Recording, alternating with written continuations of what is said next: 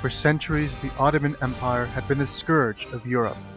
Since its conquest of Constantinople in 1453, the Ottoman Empire had established itself as the bridge between the East and the West, poised to position itself as a universal empire with its underlying values of Ottoman imperialism and cosmopolitanism. After centuries of unfettered regional hegemony, the Turkish Empire would be on the back foot for the rest of its existence, following the empire's final attempt at expanding into the European interior being thwarted by the combined powers of Poland-Lithuania, Germany, and Hungary at the Battle of Vienna in 1683. From that moment forward, the Ottoman Empire fell into irrevocable decline, falling prey to the geopolitical aspirations of the Austrian Empire, Tsarist Russia, and nationalist sentiments geared at undermining the rule of the Sublime Porte and the Sultan. By the early 19th century, the empire had truly become the sick man of Europe, a shadow of its former self and its earlier successes. This decline made it possible for ambitious and self-serving individuals within the empire to exploit the state in the moment of its greatest weakness and to advance their own interests. One such man was Muhammad Ali, the Ottoman viceroy of Egypt and Sudan, who grew so threatening to the Sultan, the European powers were forced to intervene in the Near East in 1840.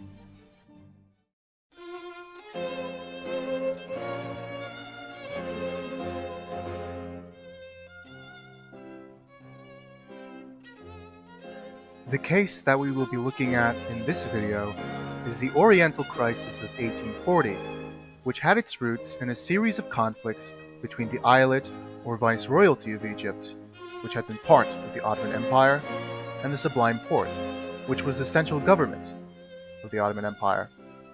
The crisis was merely one part of the broader war between Egypt and the empire. The factors that led up to the crisis will be examined and weighed against the research question of this capstone project.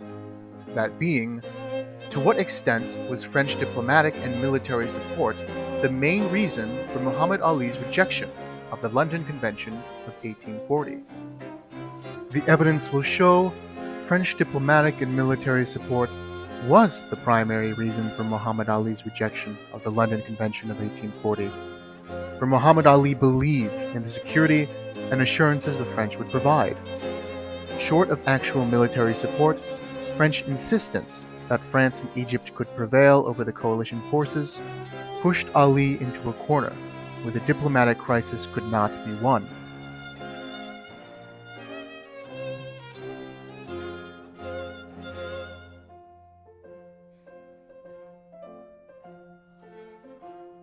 The origins of the Oriental Crisis of 1840 lie in the geopolitical aspirations of Muhammad Ali, an Ottoman pasha whose ruthless imperial appetite sought to establish Egypt as a personal and highly centralized territory.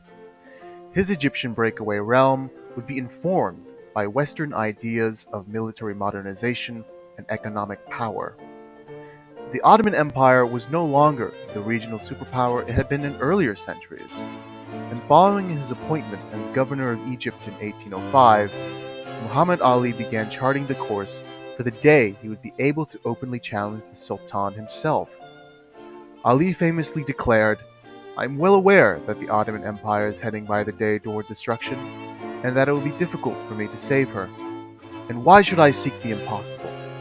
On her ruins I will build a vast kingdom, up to the Euphrates and the Tigris." In this, we see that Ali wishes to lead a southern successor state to the Ottoman Empire. The Sultan, as the sovereign of the empire, wanted to uphold the territorial integrity of his declining empire. The incompatible goals of Ali and Sultan Mahmud II would be difficult, if not impossible, to reconcile. Ali's ambitions were not unknown to the Sultan, who tried to stymie his progress early on. Between 1808 and 1812, Ali attempted to negotiate alliances with the British and French empires to cultivate possible military support for an eventual rebellion against the Sultan. Muhammad Ali would feign loyalty to the Sultan while consolidating his position in the empire. For example, Ali was ordered to reconquer the Hejaz from the Wahhabis. Previous Ottoman attempts to suppress the Wahhabis were unsuccessful. The Sultan's calculus in getting Ali to attack them was to weaken both Ali and the Puritan Wahhabi militants of Hijaz.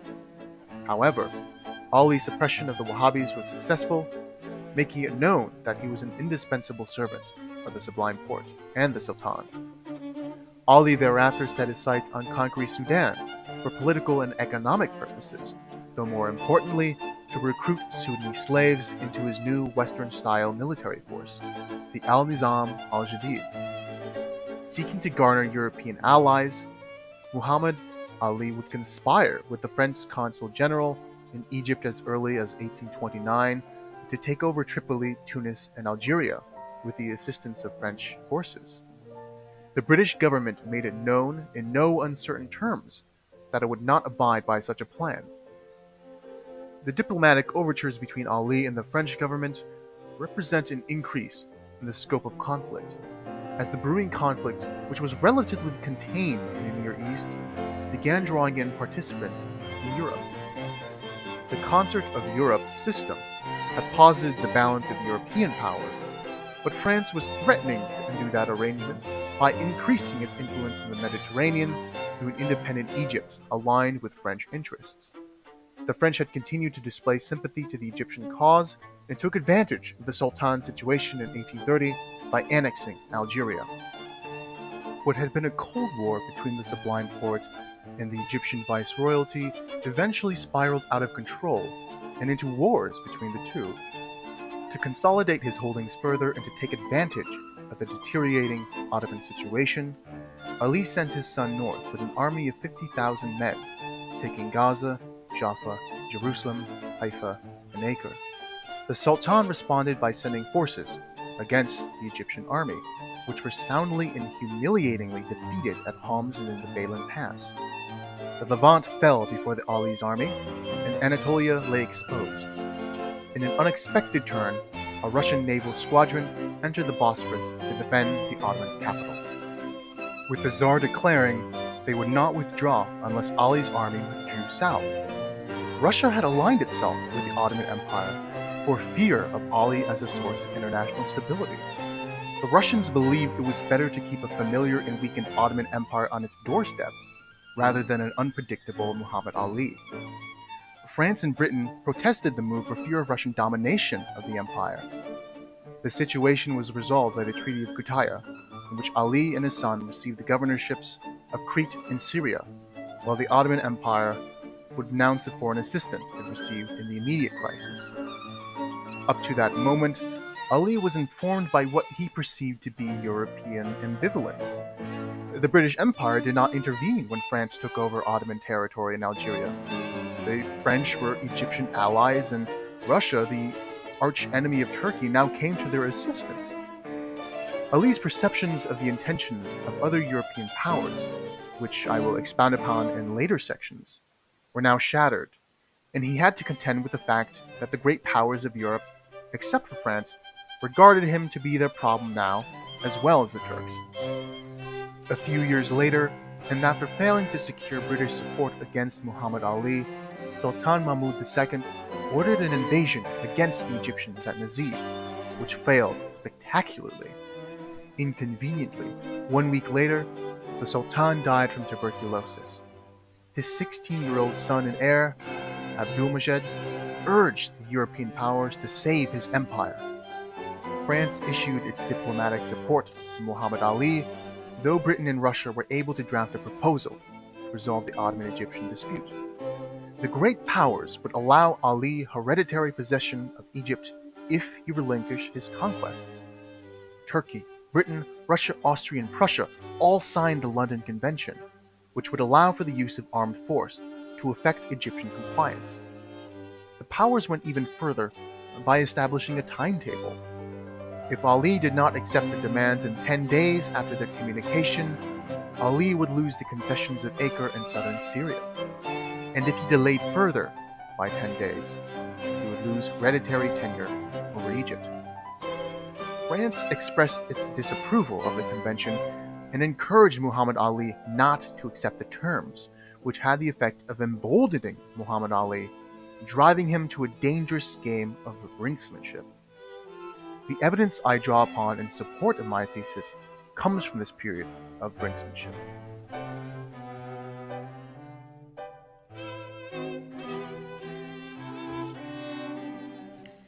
According to James Richardson, author of Crisis Diplomacy, we know that changes at a systemic level are capable of precipitating crises. They expose vulnerabilities, reveal strengths of involved actors, and present opportunities between adversarial nations. The Oriental Crisis of 1840 is set at a time when the international system, structured by the Congress of Vienna, is firmly entrenched. This is at a time of changes being made to the status quo, when Ottoman integrity is continually being challenged by an ambitious Muhammad Ali.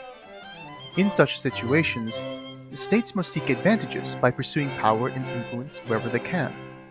It stands to reason that state actors can be used as proxies to forward the interests of other state actors, which is exactly what we'll see in the evidence I present from the crisis as it began to wind down in August and September of 1840.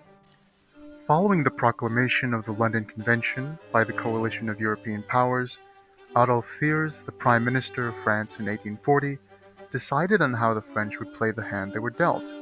First, they would prevent Muhammad Ali from provoking the other European powers, and second, keep him in a strong and advantageous military position to threaten the Sultan. They would also try to protect him from the British Navy and guide him in negotiations with the Porte. They would speak for him in negotiations with the other great powers, which required Ali's cooperation in a constant mode of communication between Alexandria and Paris. To that end, Thiers would dispatch Count Walewski, the illegitimate son of a Polish aristocrat, and Napoleon Bonaparte, the first emperor of the French. His mission, put simply, was to obtain Muhammad Ali's commitment to put himself in the hands of France. According to James D. Fearon, political science professor and international relations scholar, there are two ways in which national leaders can use costly signals to signal their foreign policy interests to other nation-states.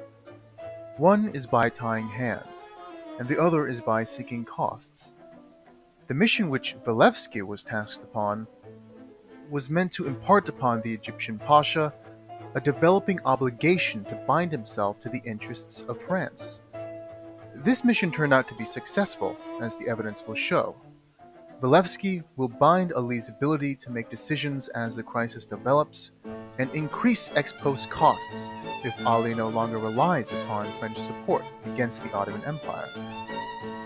As Walewski made diplomatic rounds at the consulates of Alexandria, Colonel Hodges, the British consul, observed and reported to the British Foreign Office that the Pasha's determinations now wholly depend upon France, and it is no longer permitted to doubt what are the inclinations of that power, indicating that the British delegation to Egypt were quick to catch on to the nature of the Franco-Egyptian relationship, going so far as to declare Muhammad Ali's subservience to French foreign policy. Count Walewski continually tried to convince Ali to put himself in the care of France. Ali half resisted and half acquiesced, telling Walewski of France that, if she wants to cooperate in this affair, I will kiss her feet. I will put at her disposition all that I have, my son, my army, my ships. But it would be too audacious of me to ask her help. Walewski and his second, Consul Kochelet, continued to apply pressure on Ali, until he allowed for Bogus Bey, his Minister of Foreign Affairs, to dictate a formal letter to the French consul, requesting the French government to effect a just solution to the crisis. The French mission had succeeded in getting Ali partly into their hands.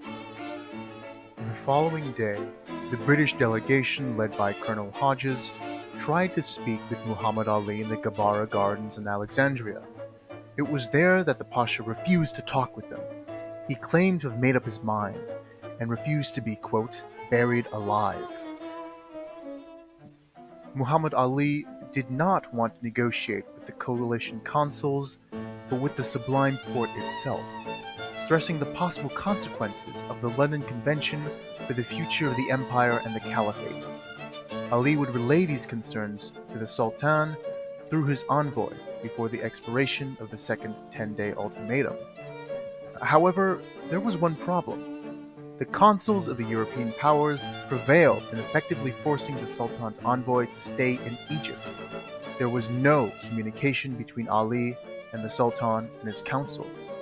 Ali was stuck in a trap. On August 28th, Ali tried to get himself out of the situation by calling in the four consuls of Britain, Austria, Russia, and Prussia. He informed them that he would acquiesce to the convention, expecting hereditary rule over Egypt, but would leave the rest up to the magnanimity of the Sultan. He desired Rifat Bey, the Sultan's envoy to Egypt, and have him leave immediately to convey this message to the Sultan, as per Karshan Karsh, to buy himself more time. The European consuls did not view Ali's declaration and signal with any credibility.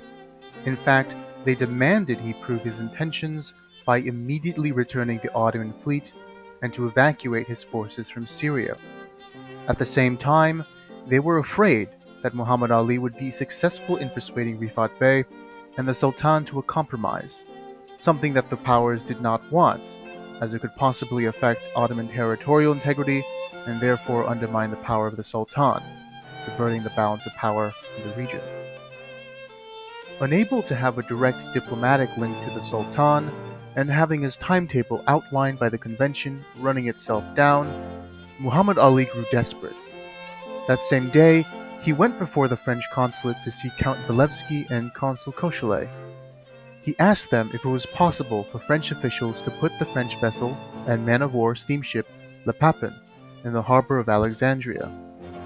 In this, we see some of Daniel Dresner's psychological responsive in regards to international relations. More specifically, we see an element of prospect theory at play. The theory holds that in an environment of gains, people tend to be more risk-averse, and in an environment of loss, people tend to be more prone to taking risks. At this stage, Muhammad Ali must have regarded himself as having been diplomatically outmaneuvered by the European powers. Compared to the military successes he had enjoyed in earlier years, this must have been a change of pace, and it's likely that Ali may have been eager to, in the words of Dresner, resuscitate his fortunes. By stationing a French naval vessel in Alexandria, Ali was gambling with the likelihood of escalation. That very next morning, Walewski met with Muhammad Ali at his palace at Alexandria, demanding to speak with the Pasha in confidence. Walewski informed Ali that France would only mediate for Egypt if given unlimited powers. Specifically, if Ali did not give France the right to bargain his possessions away, it would refuse mediation. After some time, the Pasha decided that in the interest of keeping the goodwill of France, he would sacrifice Adana and allow the French use of it to bargain away, if it came to it. In this we see an element of rational choice theory, specifically a limitation of it. While rational choice theory posits that actors make decisions that maximize utility, which is calculated by gain subtracted by cost, the timetable established by the convention is a major obstacle for Ali to respond in a way he may wish to. Originally against giving the French carte blanche to mediate the crisis on his behalf, he slowly mends his position and gives in to the requests made by the French to make the diplomatic headway they claim they need to make, because there may not be enough time to engage in drawn-out bargaining. The envoys of Britain, Austria, Russia, and Prussia continually tried to negotiate with Ali, but in September of 1840, part of the coalition fleet arrived in Alexandria, accompanied by the Austrian and British consul, in an attempt to intimidate the Pasha. The coalition's use of the forceful mechanisms of diplomatic coercion and intimidation sought to demonstrate the resolve of the European powers and to force Muhammad Ali's hand. Ali prevailed with a cool head, not keen on exacerbating the situation, and shortly thereafter, Walewski learned from the French ambassador stationed in Constantinople that the Sultan and his council were prepared to give Muhammad Ali 2 or 3 more pashaliks than the convention originally outlined.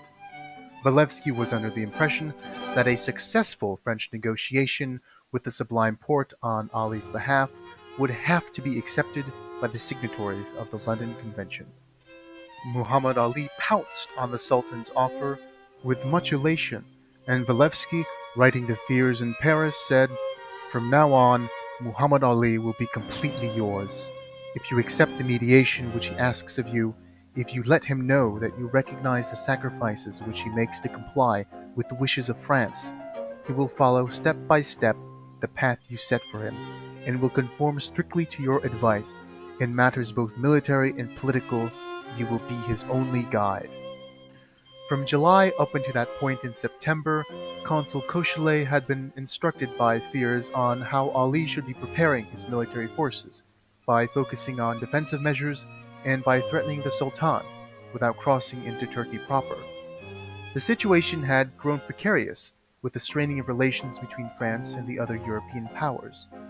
At the same time, Thiers warned Walewski that Britain was making diplomatic overtures with the Sultan, and by the time that Walewski arrived in Istanbul, Lord Ponsonby, the British envoy to the Sultan, was alarmed. For the French, it was getting harder and harder to negotiate with the Sultan, and finally, under Ponsonby's influence, Muhammad Ali Pasha was formally deposed by the Sublime Porte in mid-September of 1840. When Walewski returned to Alexandria after the Sultan's proclamation, he had to assure Ali that France had not deserted him, as the European councils were suggesting. Walewski was even able to convince Ali to order his son to collect all of his Syrian forces and to hold ground in Mount Lebanon, and if that was not possible, to withdraw to Damascus, Aleppo, or Baalbek. For the rest of the crisis, Ali continued to rely on the French greatly, appealing to King Louis-Philippe in a letter, writing to His Majesty, "whose wisdom earns the admiration of the whole world, and it is between your hands that I have just placed my fate." So said Muhammad Ali. The Thiers ministry collapsed in late October of 1840. With the loss of Ali's most adamant supporter, all seemed lost. With the fall of Acre and the expected loss of Syria, it became difficult to maintain the facade of Franco-Egyptian invincibility. Count Walewski nevertheless endeavored to maintain the good graces of the Egyptian Pasha and to maintain French influence over Egypt, even though the situation was deteriorating. The French diplomatic overtures failed. Walewski managed to keep Ali under France's wing, but the French government was unable to provide Ali with political and military support, so much as the illusion of such. No admirals, no loans, and no fleets were ever provided by the French per Ali's requests. Walewski met with the Pasha one final time before he left for Malta in November. Solemnly, the Pasha announced, "I see indeed that France is abandoning me, and I shall therefore take my liberty back, and I will finish off my affairs as I intend." Walewski had not even left before he witnessed the arrival of the British fleet, commanded by Commodore Napier, which would signal the beginning of the end for Muhammad Ali. These final days of frantic contact between Muhammad Ali and Count Walewski represent the effects of the perceptions and misperceptions held by actors in international relations, ideas which are expounded upon by James Richardson in Theories of Crisis Behavior. Richardson also mentioned some of the cognitive and psychological aspects of perception and misperception, covered by IR scholars such as Jervis and Liebau. Richardson notes that Richard Liebau's interpretation of rational judgment in decision-making may be more of a confluence of an actor's conflicting emotions and needs, rather than being driven by primarily cognitive processes. Because major foreign policy decisions may be potentially divisive and may risk an actor's political position or power status, they will engage in a sort of defensive avoidance by strengthening their preferred course of action, exaggerating its benefits, and downplaying any risks. It's certainly possible that Ali's distorted perception of the crisis, as it was unfolding in August and September of 1840, were not so much as dictated by his past images of success and strength on the battlefield, but rather he required reassurances from the French to tell him that everything was going according to plan. In adopting Graham Allison's rational actor theories as the medium to assess foreign policy decisions, we understand that decision makers choose from available alternatives a course of action whose consequences best promote an actor's preferences. Decision makers choose purposefully and in light of what information is made available to them. At the same time, misperception is possible and may result from incompleteness or information ambiguity. That latter notion of information ambiguity is especially pressing, particularly in light of what I can only describe as French indecision and passivity.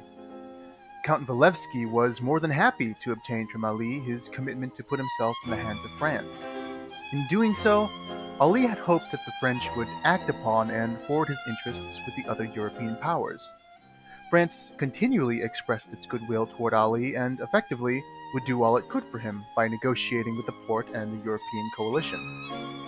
While the French would represent Egypt politically and offer Ali military advice, they are found wanting in every other aspect and capacity. What advice could they offer the great general Muhammad Ali, conqueror of the Hijaz and Sudan, victor over the Sultan and his forces in the Egyptian-Ottoman War? What advice could they give him that would give them an edge over the combined might of Britain, Prussia, Austria, and Russia?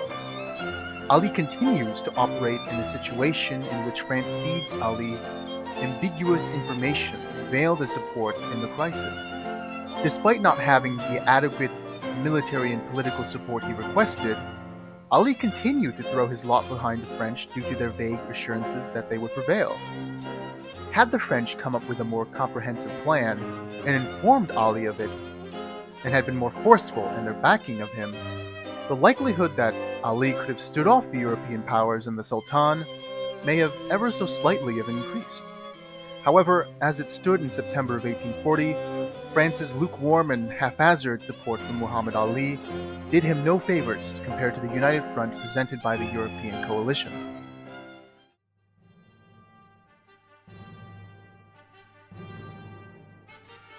To finish, by a far and large extent, supposed French diplomatic and military support was instrumental in getting Muhammad Ali Pasha to reject the terms of the London Convention of 1840, and to continue to resist the diplomatic pressure which was being applied upon him.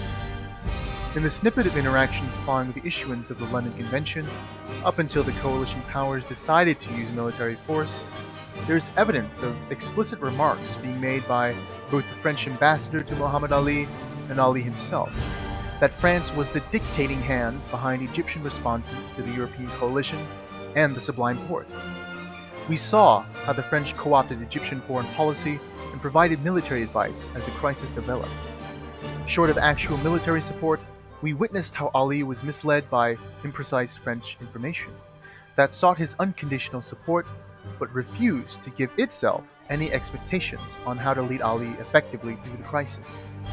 Muhammad Ali's hope of winning out in the Oriental Crisis of 1840 rested entirely on France and its support, but having eschewed his requests for ships, military personnel, and financial aid, victory was far from possible.